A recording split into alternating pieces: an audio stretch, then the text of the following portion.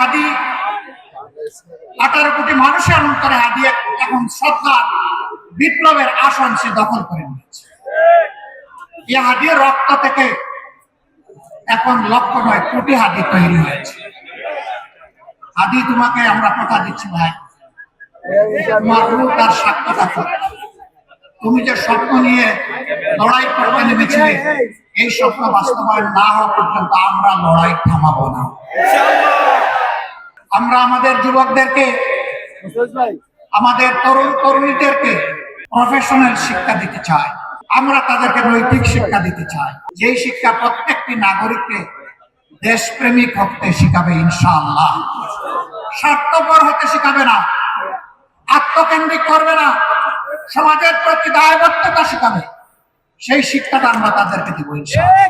আর ওই শিক্ষা দিব যেটা সার্টিফিকেট তৈরি করে না, বরঞ্চ যেটা দক্ষতা তৈরি করে। সেই দক্ষতার হাত করে তাদের হাতে বাংলাদেশ তুলে দেব।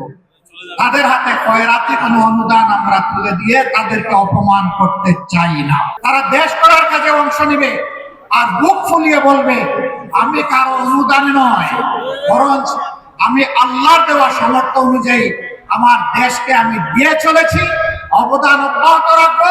এই দেশ করার আমিও একজন নাগরিক। আমরা ওই ধরনের কোনো কার্ডের ওয়াদা দিচ্ছি না। 2000 টাকা দিয়ে একটা পরিবারের কোনো কিছু সমাধান হবে? আমার ভাই নাহিদ ইসলাম বলেছে তাতে আবার ভাগ বসিয়ে দেওয়া হবে। খাজনা আগে, তারপরে অন্যটা। 2000-এর 1000 আমার খাজনা, আমাকে আগে দাও, তারপরে তোমারটা তুমি বুঝে নাও। তাও না, কাল্পনিক কিছু মানুষের চরিত্র একে তাদের হাতে তুলে দেওয়া হবে, সরকারের হাতে তুলে দেওয়া হবে, বেকারের হাতে নয়। স্বাধীনতার 54 বছরে দফায় দফায় স্বৈর শাসনের কবলে পড়ে যে মানুষগুলো তাদের আপনজনকে হারিয়েছে, আমি তাদের একজন হয়ে আপনাদের সামনে দাঁড়িয়েছি। আমি আপনাদের সামনে দাঁড়িয়েছি যে মানুষগুলা গুণের শিকার হয়েছে, সেই মানুষগুলা দুটি পরিবারের।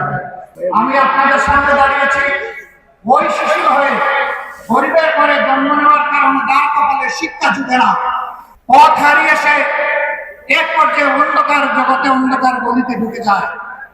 আমি সেই সুবিধা বঞ্চিত শিশুর পক্ষ হয়ে এখানে দাঁড়িয়েছি।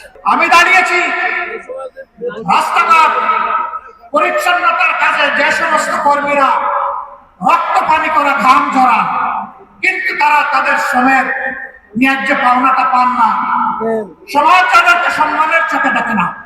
আমি তাদের সম্মান ফিরিয়ে দেওয়ার জন্য এখানে দাঁড়িয়েছি। আমি দাঁড়িয়েছি ওই সমস্ত শ্রমিক সমিতি, আমার ভাই বোনদের জন্য, গার্মেন্টস শ্রমিক থেকে শুরু করে যত পর্যায়ে শ্রমিক অঙ্গন আছে, যাদের উপর বৈষম্য করা হয়, অবিচার করা হয়, তাদের একজন হয়ে তাদের অধিকার প্রতিষ্ঠার জন্য দায়িত্ব নিয়ে আমি এখানে দাঁড়িয়েছি। চা বাগানের শ্রমিকরা যুগ যুগ ধরে দুইটা বড় নিয়ামত থেকে তারা বঞ্চিত, একটা শিক্ষার আলো আর একটা স্বাস্থ্য সেবার অধিকার। এই দুইটা থেকে তারা যুগ যুগ ধরে বঞ্চিত। আমি দাঁড়িয়েছি তাদের হয়ে। আমি দাঁড়িয়েছি বিগত দুঃশাসনের সময় স্টক মার্কেট লুট হয়ে যে সমস্ত মানুষরা নিহত হয়েছেন, আত্মহত্যা করেছেন, সেই দুটি পরিবারের পক্ষে বিচার চাইতে আমি আপনাদের সামনে দাঁড়িয়েছি। আমি দাঁড়িয়েছি ব্যাংকগুলো লুট করে আজকে লক্ষ গ্রাহকের, কোটি গ্রাহকের টাকা যারা চুরি করে বিদেশে পালিয়েছে অথবা বর্তমানে কারাগারে আছে, তাদের কারণে আজকে তাদের জীবন তছনছ হয়ে গিয়েছে। আমি তাদের হয়ে আপনাদের সামনে দাঁড়িয়েছি।